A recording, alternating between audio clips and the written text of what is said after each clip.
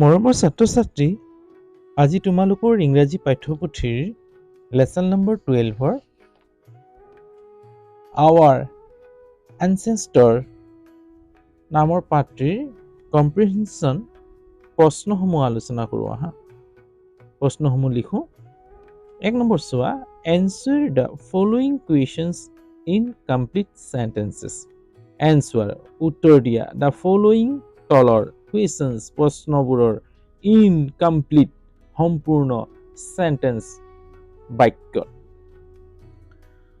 তলৰ প্ৰশ্নসমূহ সম্পূৰ্ণ বাক্যত উত্তৰ দিয়া। আমাক এই বুলি কৈছে। এ নম্বৰটো চোৱা, where did Jharna and her father go? where ক'ত did go গৈছিল। এই did to helping verb যেতিয়া কুৱেশ্যন কৰা হয় simple past tense গম পাইছা, তেতিয়া did doৰ did হৈ বহে, doৰ past tense did go মানে গৈছিল, did go মানে গৈছিল। where did go ক'ত গৈছিল ঝৰ্ণা and her father ঝৰ্ণা আৰু তাইৰ দেউতাক। এতিয়া আমি উত্তৰটো লিখিটো কেনেকৈ লিখিম চাবা। ইয়াৰ পৰা লিখিম সম্পূৰ্ণ বাক্যত ঝৰ্ণা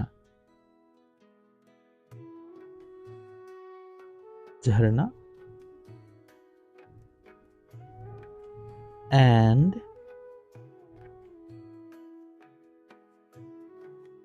her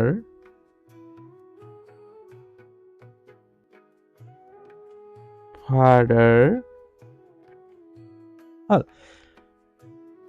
এতিয়া চোৱা, এই গো আমি গো লিখিব নোৱাৰো, ঝৰ্ণা এণ্ড হাৰ ফাদাৰ গো বুলি লিখিব নোৱাৰো, ৱেণ্ট লিখিম।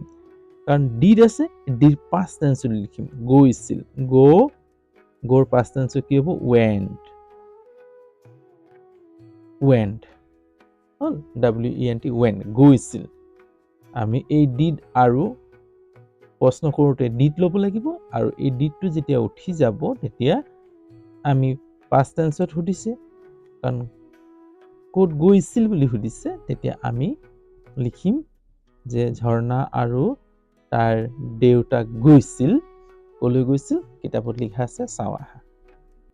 চোৱা কিতাপত দিয়া আছে, she was very excited that day because she would go to the zoo with his father.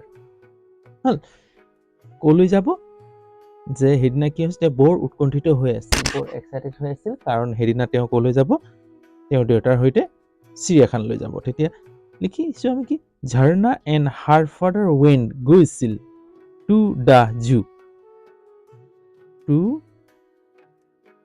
The চিৰিয়াখানালৈ, zoo Jharna and her father went to the zoo চিৰিয়াখানালৈ গৈছিল, চিৰিয়াখানাটোলৈ গৈছিল। হ'ল এইটো ইয়াৰ উত্তৰটো।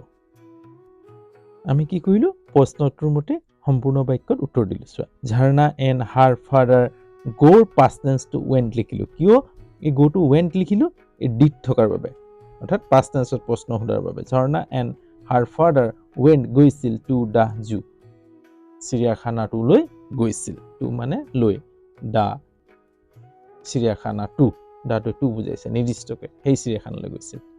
হ'ব, যদি ইয়াত কিবা যদি সুধিবলগীয়া থাকে কমেণ্ট কৰি জনাবা, কমেণ্টত জনাবা কেনে পাইছা। যদি ভাল পাইছা তেতিয়াহ'লে লাইক এটা কৰিবলৈ নাপাহৰিবা, বেল আইকনটো টিপি দিবা যাতে সময়মতে মোৰ ভিডিঅ'সমূহ পাই থাকা। আৰু চেনেলত যদি নতুন তেতিয়াহ'লে চেনেলটো ছাবস্ক্ৰাইব কৰি ল'বা, বেল আইকনটো টিপি দিবা যাতে সময়মতে মোৰ ভিডিঅ'সমূহ পাই থাকা। আজিলৈ হ'ব, অন্য এটা ভিডিঅ' লৈ আকৌ তোমালোকৰ ওচৰত এইদৰে উপস্থিত হোৱাৰ আশাৰে আজি ইয়াতে আৰু বাই।